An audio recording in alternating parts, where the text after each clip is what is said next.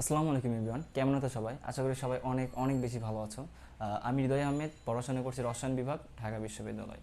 So আজকে আমরা বিভিন্ন গাণিতিক সমস্যার হাতে ক্যালকুলেশন সম্পর্কে জানবো। তোমরা হয়তো জানো যে ঢাকা বিশ্ববিদ্যালয় সহ বিভিন্ন পাবলিক যে বিশ্ববিদ্যালয়গুলো আছে সেগুলোর ভর্তি পরীক্ষাতে এখন ক্যালকুলেটর ব্যবহার করতে দেয় না। তো সেই সকল ক্ষেত্রে আমাদের কিন্তু ম্যাথ প্রবলেমগুলো যেগুলো আছে সেগুলো সমাধান করার জন্য আমাদের অবশ্যই অবশ্যই হাতে ক্যালকুলেশনটা শিখতে হবে। কারণ এইটা শিখলে তুমি কিন্তু অন্যদের চাইতে অনেক বেশি এগিয়ে থাকবে। তো সেই লক্ষ্যে আমরা আজকে বিভিন্ন ক্যাটাগরিতে আমরা হাতে ক্যালকুলেশন শিখব এবং এইটা নিয়ে অনেকগুলো ভিডিওস আসবে। তো আশা করি সবগুলো ভিডিওস যদি তোমরা কমপ্লিট করতে পারো তাহলে হাতে ক্যালকুলেশনে আর কোনো সমস্যা থাকবে না। সো এখন আমরা যেটা শিখব সেটা হলো কীভাবে কোনো সংখ্যাকে খুব সহজে স্কোয়ার করা হয়, ঠিক আছে? তো এর জন্যে আমাদেরকে দুইটা জিনিস জানতে হবে। একটা হলো যে কোনো সংখ্যাকে স্কোয়ার করার জন্য আমাদের প্রথমত সেই সংখ্যাটাকে বৈজ্ঞানিক সংখ্যা আকারে প্রকাশ করে নিতে হবে। ফর এক্সাম্পল, মনে করি একটা সংখ্যা আছে যে 519278, এই সংখ্যাটা আছে। তো এই সংখ্যাটাকে আপনাকে কী করে নিতে হবে? বৈজ্ঞানিক সংখ্যা করব। তো কীভাবে বৈজ্ঞানিক সংখ্যা করব? যে 5 পয়েন্ট, যেহেতু এখানে 1 আছে তাহলে 2 লিখতে পারি, ইন্টু 10⁻, 1 2 3 4 5 5, সংখ্যাটা কিন্তু বৈজ্ঞানিক সংখ্যা হয়ে গেল। তো এরকম কোনো সংখ্যাকে প্রথমে কী করে নিতে হবে? বৈজ্ঞানিক সংখ্যা আকারে প্রকাশ করে নিতে হবে। এখন এটা যদি এরকম না থেকে দশমিক আকারে থাকে, তো 0.0000092, তাহলে এটা কীভাবে বৈজ্ঞানিক আকারে প্রকাশ করব? এটাও সেম, বাট যেহেতু এটা তোমার বাম দিক থেকে ডান দিকে গেছে তাহলে এখানে পাওয়ারটা জাস্ট নেগেটিভ হবে। তাহলে কত হবে? 9.2 ইন্টু 10⁻, 1 2 3 4 5, বাট এখানে মাইনাস একটা 5, ঠিক আছে? তো এইভাবে প্রথমে যে কোনো সংখ্যাকে আগে বৈজ্ঞানিক সংখ্যা আকারে প্রকাশ করে নেব, ঠিক আছে?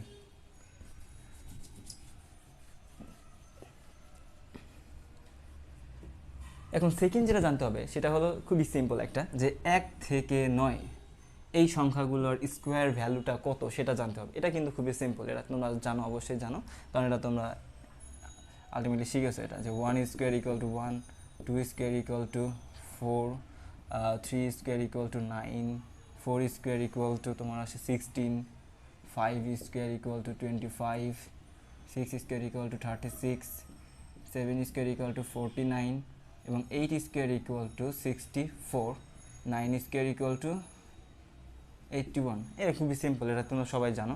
তো এই দুইটা জিনিস জানলে আমরা যে কোনো সংখ্যার স্কোয়ার খুব সহজেই করতে পারবো, ঠিক আছে? সহজ একটা এক্সাম্পল নেই, যেটা হলো 5000। তো এই সংখ্যাটাকে কী করতে হবে? স্কোয়ার করতে হবে। তো এই জন্য কী কাজ করতে হবে? প্রথমে আমাকে সংখ্যাটাকে বৈজ্ঞানিক সংখ্যা আকারে প্রকাশ করে নিতে হবে। তো এটা যদি বৈজ্ঞানিক আকারে প্রকাশ করি কেমন আসবে? যে 5 ইন্টু 10⁻, 1 2 3 4 4, এখানে স্কোয়ার করে দেবো। এখন এখানে 5কে স্কোয়ার করলে কত আসবে? 25 ইন্টু, যেহেতু এখানে 10⁻4 আছে, 2 দ্বারা মাল্টিপ্লাই করে আসবে 10⁻8, 10⁻8, অথবা এটাকে আরও ভেঙে লিখতে পারি যে 2.5 into 10⁻9, this is the answer, ঠিক আছে? এরকম যে কোনো সংখ্যা, এখন একটা জটিল একটা সংখ্যা নেব, সেটা হলো 51987, একটা সংখ্যা আছে, এটা তোমাকে স্কোয়ার করতে হবে। আচ্ছা, এখানে একটা বিষয় বলে নিই, যে এই সেই সংখ্যাগুলো আমরা স্কোয়ার করবো, এটা কিন্তু আসলে একটা অ্যাপ্রক্সিমেট ভ্যালু দিবে। এটা কিন্তু একদম কারেক্টলি যে 100% মিলে যাবে এরকম কিন্তু না, বাট অ্যাপ্রক্সিমেট একটা ভ্যালু পাবো। কারণ তোমরা তো জানো যে ভর্তি পরীক্ষাতে যে অপশনগুলো দেওয়া থাকে এগুলো কিন্তু ডিফারেন্সটা অনেক বেশি থাকে, অর্থাৎ ক খ গ ঘ চারটার মধ্যে অনেক বেশি ডিফারেন্স থাকে। তো তুমি যে অ্যাপ্রক্সিমেট একটা ভ্যালু বের করতে পারো, এটা কিন্তু আসলে আলটিমেট তোমার অ্যান্সার পর্যন্ত তোমাকে পৌঁছে দিবে, ওকে? সো এই সংখ্যাটাকে আমরা বৈজ্ঞানিক সংখ্যা আকারে প্রকাশ করে নেব। তো প্রকাশ করলে কেমন হবে? যে 5 পয়েন্ট, যেহেতু এখানে 9 আছে এখানে 2 লিখতে পারি, 2 ইন্টু 10⁻, 1 2 3 4 5, 5, দেন একে আমরা স্কোয়ার করতে হবে, ওকে? সো এই যে সংখ্যাটাকে স্কোয়ার, এটা আমরা প্রায় অ্যাপ্রক্সিমেট কাছাকাছি একটা ভ্যালু পেয়ে যেতে পারবো। এর জন্য কী করতে হবে? একটা নিয়ম আছে, সেটা হলো যদি এরকম কোনো সংখ্যাকে, মানে একটা পূর্ণ সংখ্যার পর দশমিকের পর কোনো সংখ্যা থাকে, এরকম সংখ্যাকে স্কোয়ার করার নিয়ম হলো আগে পূর্ণ সংখ্যা যেটা থাকবে একে সরাসরি স্কোয়ার করে দেবো। স্কোয়ার করলে কত আসবে? এখানে যেহেতু 5 স্কোয়ার তাহলে 25, দেন প্লাস, দেন এই যে পূর্ণ সংখ্যা এবং এর পরের যে সংখ্যা এই দুটো গুণ করব এবং এক্সট্রা একটা 2 গুণ করব, করে 10 দ্বারা ভাগ দিয়ে সেখানে বসায় দেবো। তাহলে এখানে কি আসবে? এখানে 5 ইন্টু 2, তাহলে কত আসবে? 10, এক্সট্রা একটা 2 গুণ দিল, তাহলে 10 ইন্টু 2 ইকুয়াল 20 ডিভাইডেড বাই 10, তাহলে কত আসবে? 2.0 আসবে, প্লাস 0.2 আছে, এই 0.2কে আবার স্কোয়ার করলে কত আসবে? 0.04। দেন এগুলো যোগ করে দিলে আমার এইটুকু স্কোয়ারটা এখানে হয়ে যাচ্ছে, ইন্টু এখানে কত আছে? 10 টু দি পাওয়ার 5 আছে, একে যদি আমি স্কোয়ার করি তাহলে কত আসবে? 10 টু দি পাওয়ার 10। এখন আমরা এই সহজে এটা হিসাব করতে পারবো। 5 টু 27 অর্থাৎ তাহলে আসবে 27 ইন্টু 0.04 ইন্টু 10 টু দি পাওয়ার 10। এখন তুমি এটা ক্যালকুলেটরে এটা হিসাব করে দেখো অ্যাপ্রক্সিমেট এই ভ্যালুটা পাবা। দিয়ে আমরা চেক করে নিই ক্যালকুলেটরে। এখন যদি আমরা এই সংখ্যাটাকে তুলি ক্যালকুলেটরে তখন দেখি কেমন আসে। তোমার আসে 519872 স্কোয়ার যদি করি তাহলে দেখো কত আসছে। তাহলে দেখো এখানে কত?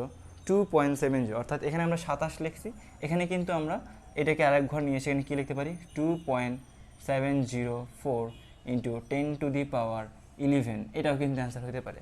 এখন দেখো ক্যালকুলেটর কিন্তু এই অ্যান্সারটাই আসছে, ঠিক আছে? সো এইভাবে আমরা যে কোনো স্কোয়ারগুলো আমরা খুব সহজেই করতে পারবো। এখন মনে করো যে আরেকটা এক্সাম্পল যদি আমরা দেখি, আরেকটা এক্সাম্পল দেখলে মোটামুটি এটা ক্লিয়ার হয়ে যাব। সাপোজ মনে করো একটা সংখ্যা লেখা আছে যে 9.493 ইন্টু 10 টু দি পাওয়ার -6, এই সংখ্যাটার স্কোয়ার করতে হবে। এই সংখ্যাটা এটাও কিন্তু খুবই সিম্পল একটা বিষয়। তো এখানে আমরা কি করব, আগে কি বলছে যে পূর্ণ সংখ্যা যেটা থাকবে সেটাকে স্কোয়ার করে এখানে বসাতে হলে কত? 81 প্লাস এই পূর্ণ সংখ্যা এবং তারপর এখানে যেহেতু 9 আছে তাহলে এটাকে আমরা 5 ধরতে পারি, 5 ধরতে পারি তো কিন্তু। তাহলে 9 ইন্টু 5 তাহলে 5 নং কত? 45 অর্থাৎ 45, তার সাথে আবার এক্সট্রা 2 গুণ দিতে হবে, তাহলে 45 into 2 equal to 90 divided by 10, তাহলে আসবে কত? 9.4 প্লাস এখানে যেহেতু আমরা 5 ধরছি এটাকে, যেহেতু এখানে 9 আসছে তাহলে 5 হবে, অর্থাৎ 0.5, তাহলে 0.5কে যদি আমি স্কোয়ার করি তাহলে আসবে 0.025, ঠিক আছে? এখন এক্সট্রা হবে এখানে কি আছে, যেহেতু 10 টু দি পাওয়ার -6, একে যদি আমি স্কোয়ার করি তাহলে আসবে 10 টু দি পাওয়ার -12। ওকে, তাহলে অ্যান্সারটা কত আসবে? 81 ইকুয়াল টু 90.4, অর্থাৎ 90.425 ইন্টু 10 টু দি পাওয়ার -12। এটা কি আর এক ঘর পিছনে এসে লিখতে পারি, এখানে 9.043 লিখতে পারি into 10 to the power -11। This is the answer. তো এভাবে কিন্তু আমরা যে কোনো সমস্যা খুব সহজেই করতে পারি, ঠিক আছে? জাস্ট এই নিয়মটা ফলো